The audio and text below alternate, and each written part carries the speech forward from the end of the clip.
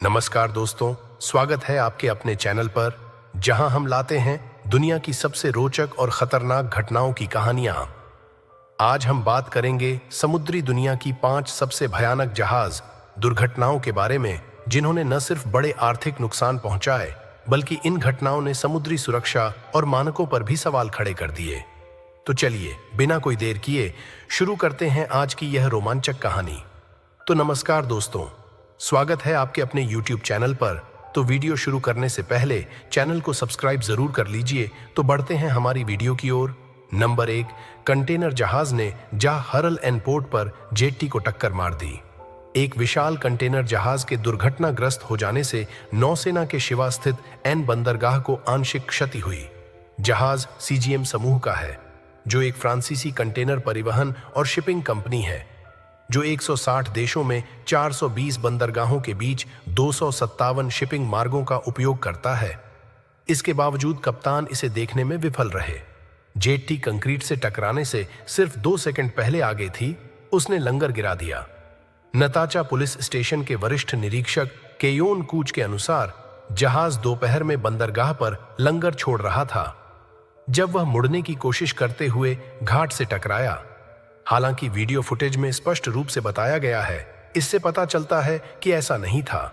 भयावह उपस्थिति के बावजूद क्षति मामूली थी और कोई भी घायल नहीं हुआ था।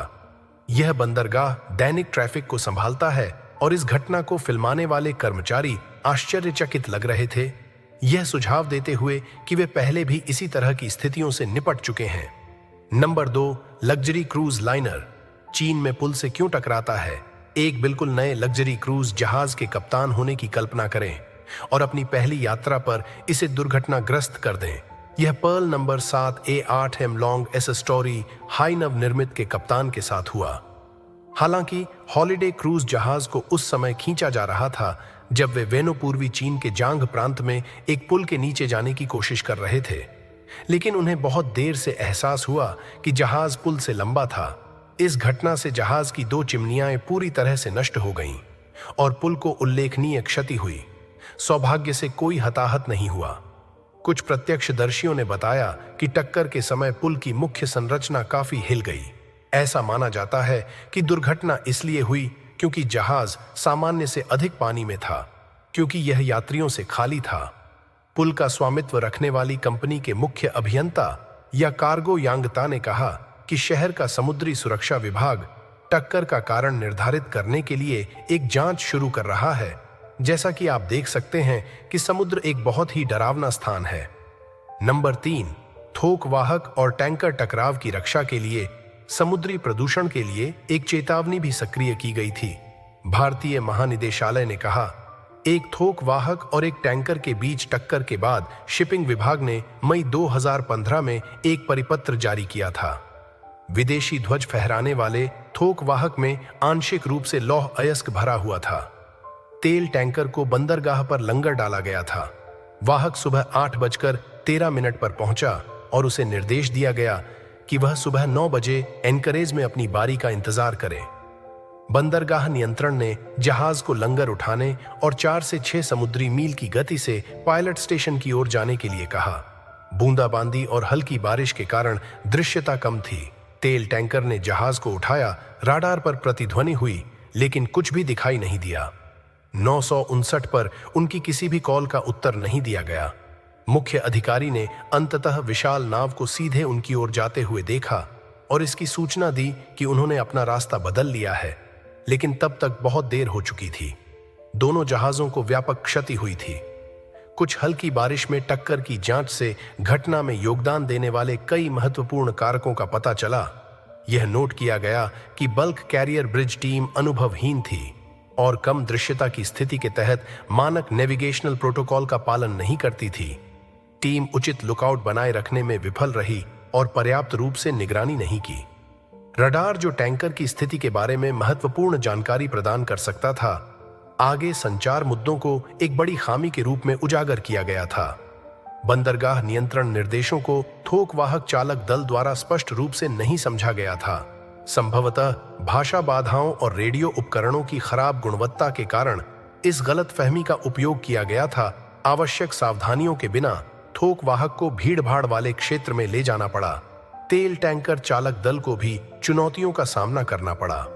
आने वाले जहाज के साथ संचार करने के उनके प्रयास अनुत्तरित रहे, जो थोक वाहक के संचार प्रणालियों पर संभावित खराबी या ऑपरेटर त्रुटि का संकेत दे रहा था। प्रतिक्रिया की कमी ने इसे रोक दिया। टैंकर को टक्कर के बाद प्रारंभिक कार्रवाई करने से रोका गया। टकराव के विश्लेषण में बेहतर प्रशिक्षण और विशेष रूप से प्रतिकूल मौसम की स्थिति में नेविगेशनल नियमों के सख्त पालन की आवश्यकता पर जोर दिया गया है। शिपिंग महानिदेशालय के परिपत्र में बेहतर रडार संचालन प्रशिक्षण के लिए सिफारिशें शामिल हैं।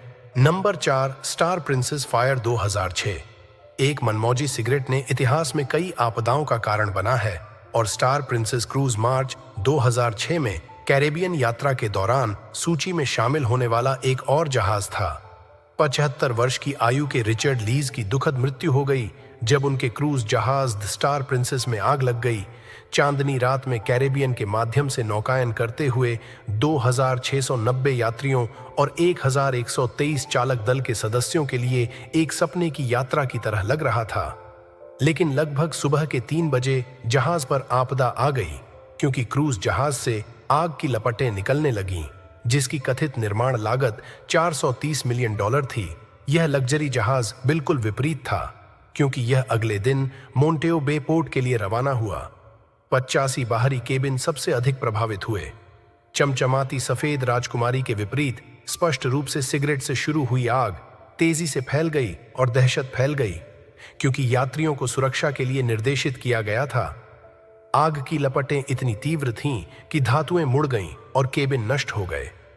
चांदनी से आग की रोशनी स्वर्ग में बदल गई।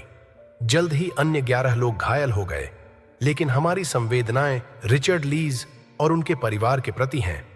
आग लगने के बाद सिगरेट की खातिर क्रूज रद्द कर दिया गया और सभी यात्रियों को घर वापस भेज दिया गया। जांच में अग्नि सुरक्षा प्रोटोकॉल में महत्वपूर्ण खामियां सामने आईं। पाया गया कि जहाज की बालकनियों के डिजाइन में पर्याप्त मात्रा में ज्वलनशील सामग्री होने से आग अधिक तेजी से फैलने लगी।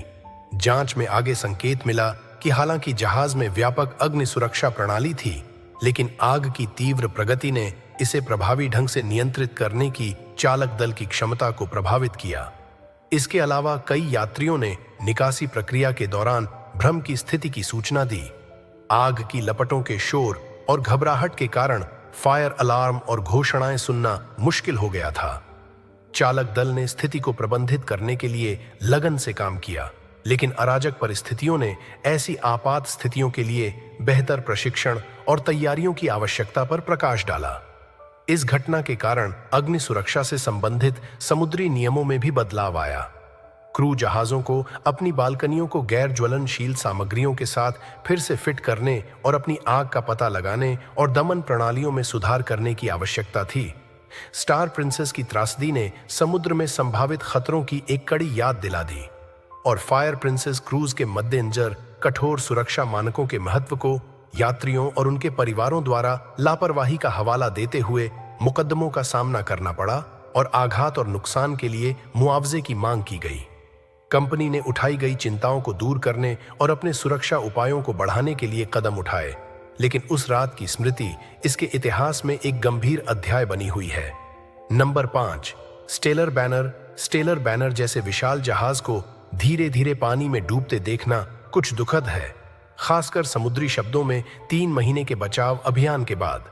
स्कूटलिंग को जहाज को किनारे पर वापस लाने के बजाय जानबूझकर डुबाना कहा जाता है। स्टेलर बैनर 36,000 टन लौह अयस्क लेकर चिंगदा चीन जा रहा था।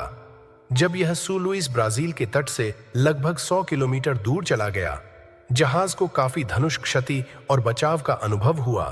प्रदूषण से बचने के लिए ऑपरेशन शुरू हुआ। सौभाग्य से चालक दल के 20 सदस्यों को पोलारिस शिपिंग के स्वामित्व वाली चोट के बिना निकाला गया। बचाव ऑपरेशन ने तेल रिसाव को रोकने के लिए लगभग 1,45,000 टन लौह अयस्क हटा दिया। पानी को विशाल जहाज में डाला गया। समुद्र में गायब होने से पहले इसने अपनी आखिरी सांसें लीं। तो दोस्तों, ये थीं समुद्री इतिहास की 5 सबसे भयानक और चौंकाने वाली जहाज दुर्घटनाएं।